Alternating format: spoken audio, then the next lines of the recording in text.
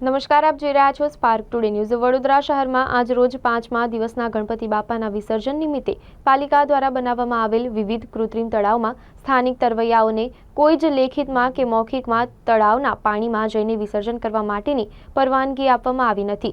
સ્થાનિક તરવૈયાઓ પોતાના જીવના જોખમે તળાવમાં જઈને વિસર્જન કરે છે। મેરી આસ્થા મેરા દેશ સંસ્થાના પ્રમુખ શ્રી સુનિલભાઈ પરમાર દ્વારા પાલિકા અને પોલીસ મથકમાં પૂછપરછ કરતા જાણવા મળ્યું કે અમારી તરફથી કોઈ પરવાનગી આપવામાં આવેલ નથી।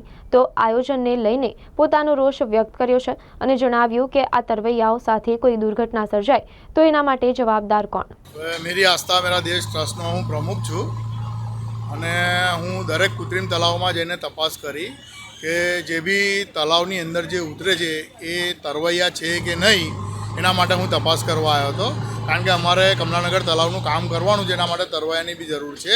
તો અહીંયા આવીને તપાસ કરી તો આ લોકોને પૂછ્યું કે ભાઈ તમારી પાસે પરમિશન છે એની અંદર ઉતરીને જે વિસર્જન કરો છો એના માટે?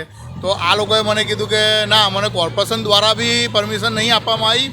તો પછી મેં પોલીસ સ્ટેશનમાં તપાસ કરી તો પોલીસ સ્ટેશનમાં બી તપાસ કરવાથી જાણવા મળ્યું કે પોલીસ સ્ટેશનમાંથી બી આ લોકોને પરમિશન આપવામાં નથી આવી।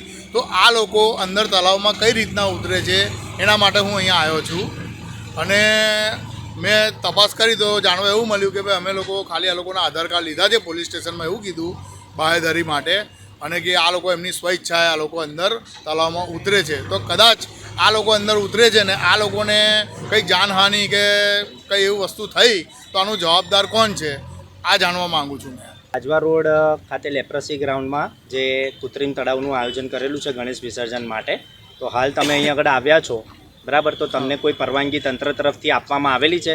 શું માંગણી છે તમારી? અરે અમારી માંગણી એ જ છે, અમારે પરમિશન થોડીક મળે, એક જોવે પરમિશન, અને વિસર્જન માટે થોડીક એ જોવે અમારા માટે, એ કારણે માંગણી છે અમારે। તંત્ર પાસે તમે ગયા હતા કોઈ રજૂઆત કરવા માટે? ગયા હતા ને, જવાબ મળ્યો? કોર્પોરેશને ના પાડી છે, પોલીસ ચોકીમાં કહેતો પોલીસ વાળા નહીં આલી, એનો કઈ બાજુ કશું છે નહીં, એટલે પરવાનગી મળે અમારે થાય।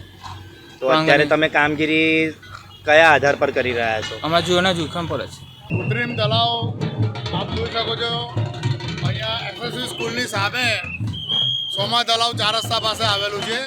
આ જગ્યા પર અમે તપાસ કરવામાં આવ્યું તો ભાઈ તમને પરમિશન મળેલી છે એની? અહીંયા વાત કરો, પરમિશન મળેલી છે? આ મળી છે, કઈથી લાગી? લઈ ગયા હતા આધાર કાર્ડ ને બધું।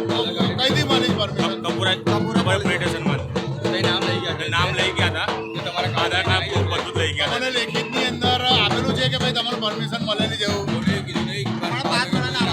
લેખિતમાં આપેલું છે તમને?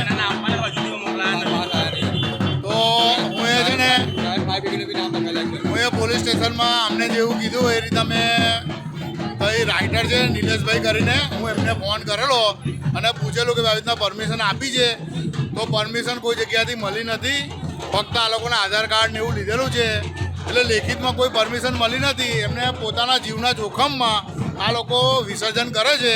અમારી માંગ એવી છે કે જે આ લોકો વર્ષોથી વિસર્જન કરતા આવ્યા છે, કે જે તરવૈયા છે, એ લોકોને તમે લીગલી પરમિશન આપો તો જેનાથી આ લોકોને કંઈ બી ઈજા પહોંચે કે કંઈ બી જાનહાનિ કંઈ થાય તો એ લોકોને બાહેદારીમાં એ લોકોની જવાબદારી કોઈ લે। આ તો એવું થશે કે આ લોકો એ લોકોની જવાબદારી પર અંદર કંઈ બી થશે તો બધા કોર્પોરેશન બી હાથ ઊંચા કરી દેશે અને પોલીસ સ્ટેશન બી હાથ ઊંચા કરી દેશે કે ભાઈ અમે પરમિશન નથી આપી। તો મારી માંગ એ જ છે કે આ લોકોને લીગલી પરમિશન આપી દો, આ લોકોના નામ સાથે, અને લેખિતમાં પરમિશન આપી દો કે ભાઈ તમે તરવૈયા છો અને આટલા જ વ્યક્તિ અંદર ઉતરો। હવે તમે પરમિશન નહીં આપી, તમે બધાના આધાર કાર્ડ લીધા છે, હવે તમને શું ખબર પડે કે અંદર તરવૈયો પડે છે કે જેનો આધાર કાર્ડ નહીં લીધું એ બી અંદર પડે છે, એ આપણને કોઈને કંઈ ખબર નથી।